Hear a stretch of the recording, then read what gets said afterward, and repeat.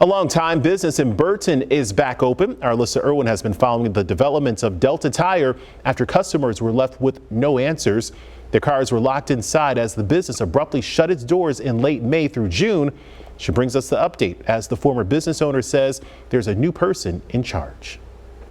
This business behind me filed for Chapter 11 bankruptcy in June of last year.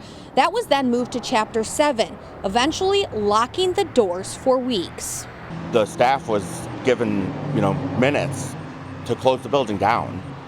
Don't contact customers. You're to do nothing to do with business operations. So our hands were tied. Kyle Krupa, the former Delta Tire owner, says the federal courts were in charge, which is why ABC 12 was unable to get a comment when we did the story almost 2 months ago. He said his family bought the business in 2019 as just a tire shop. He explained the family worked to turn it into an auto shop, did have creditors, and then the pandemic hit. A struggle.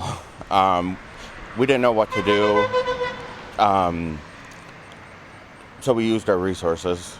The resources included Laura Breckenridge, who has been a bankruptcy attorney for 22 years. Bankruptcy is a pretty scary process. When you file bankruptcy, you don't get to hold or own your assets anymore. The trustee does, and that's kind of what happened here.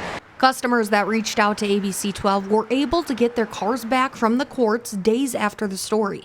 After getting the court's decision, the business on South Saginaw Street was bought by a family friend, Eric Sims, instead of having to liquidate merchandise. They were able to sell it all as a unit to a new person to be able to continue to operate the business as an auto shop. The doors are back open as business continues to now operate.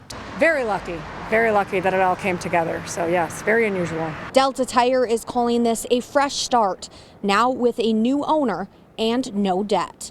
Here in Burton, I'm Alyssa Irwin with ABC 12 News.